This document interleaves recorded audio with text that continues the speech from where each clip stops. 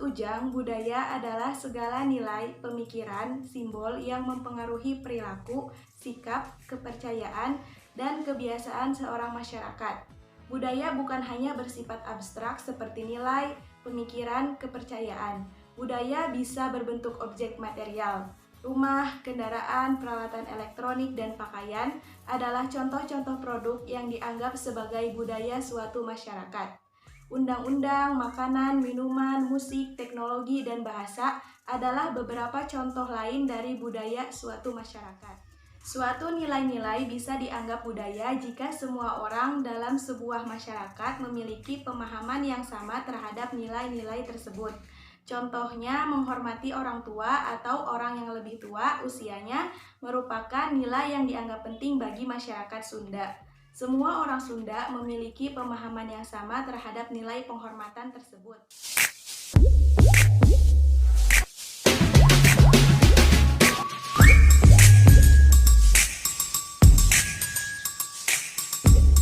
Unsur-unsur budaya.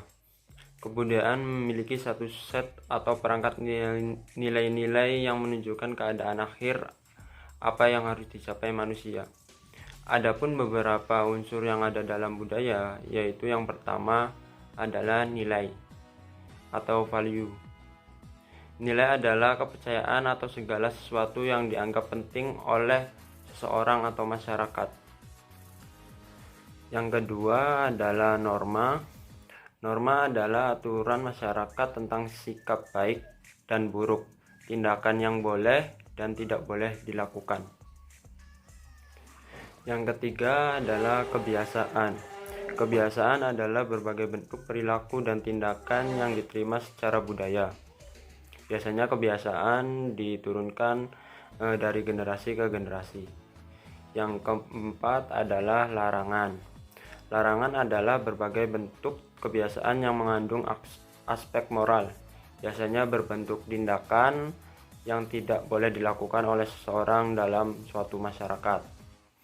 Yang kelima adalah konvensi.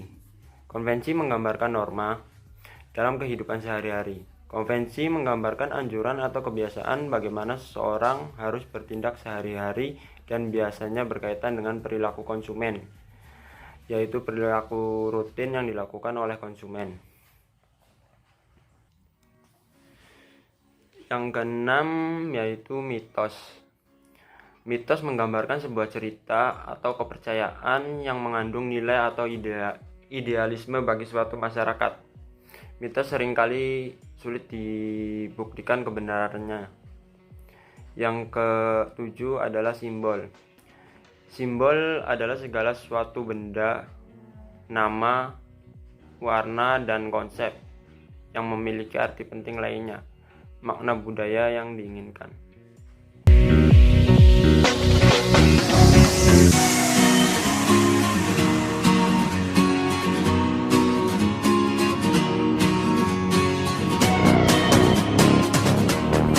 Mengenai pengaruh budaya terhadap budaya konsumen.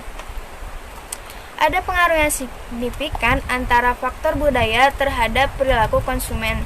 Faktor budaya merupakan sekelompok nilai-nilai sosial yang diterima masyarakat secara menyeluruh dan tersebar kepada anggota-anggotanya melalui bahasa dan simbol-simbol.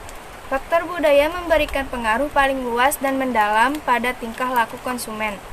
Keputusan pembelian konsumen diawali dengan rangsangan yang kemudian dipengaruhi oleh faktor-faktor sosial budaya, pribadi, gaya hidup, dan psikologi yang akhirnya mempengaruhi konsumen untuk membeli sesuatu produk tertentu. Budaya dan gaya hidup merupakan salah satu faktor yang menimbulkan rangsangan pada diri seseorang dalam membeli suatu produk. Dan salah satu jenis produk yang pembeliannya dipengaruhi oleh budaya dan gaya hidup adalah jilbab. Jilbab yang kini menjadi salah satu tren dalam berbusana merupakan salah satu dari akibat adanya perkembangan budaya dan gaya hidup yang telah berubah di masyarakat.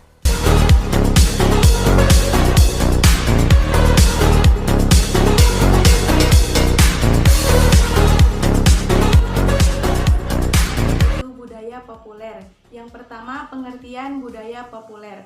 Menurut Burton, budaya populer didominasi oleh produksi dan konsumsi barang-barang material dan bukan oleh seni-seni sejati, manakala penciptaannya didorong oleh motif laba. Hal ini dipertegas oleh Ibrahim yang menyatakan bahwa budaya populer yang disokong industri budaya telah mengkonsumsi masyarakat yang tidak sekedar berlandaskan konsumsi, tetapi juga menjadikan artefak budaya sebagai produk industri dan sudah tentunya komoditi.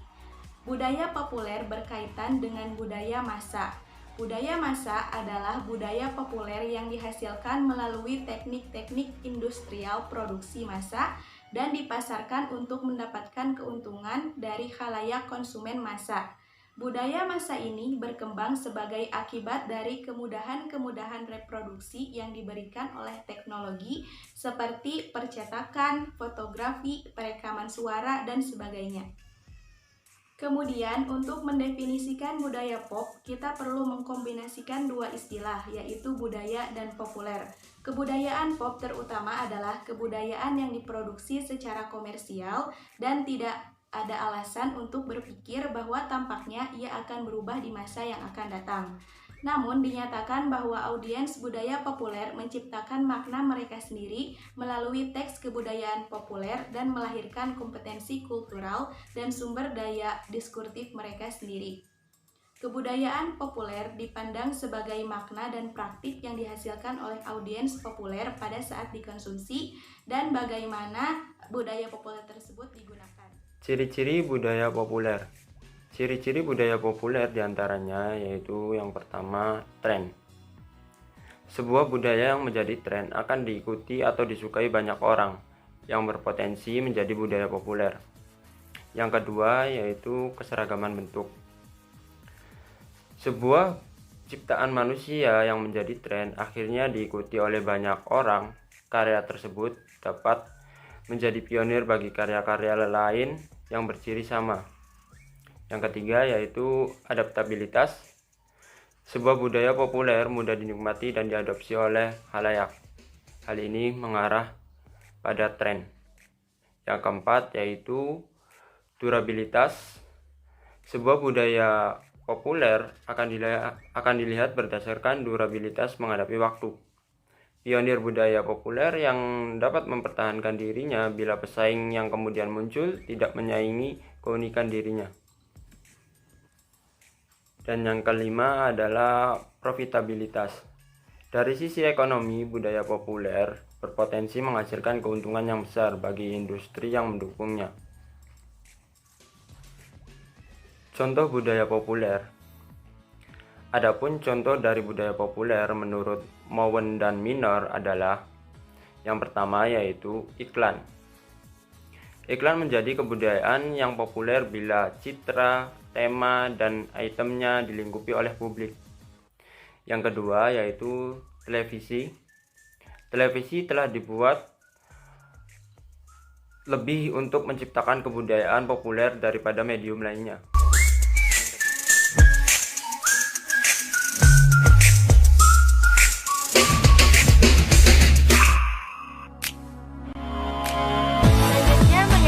Budaya dan strategi pemasaran. Pemahaman tentang budaya suatu masyarakat dan bangsa akan memberikan inspirasi mengenai produk yang dibutuhkan konsumen. Indonesia juga memiliki budaya untuk menggunakan tumbuh-tumbuhan lokal untuk merawat kecantikan, menjaga kebugaran tubuh, dan menyembuhkan berbagai penyakit. Kebiasaan tersebut diturunkan dari generasi ke generasi lainnya. Beberapa orang memiliki insting bisnis atau kewirausahaan, manfaatkan pengetahuan budaya untuk membuat produk-produk obat tradisional atau yang dikenal jamu. Contohnya, jamu tolak angina. Aku tuh nggak tahu di sini angina apa angin ya. Pokoknya produk ini untuk menarik konsumen, mereka menggunakan strategi pemasaran dengan menonjolkan konsep tradisional masyarakat Indonesia.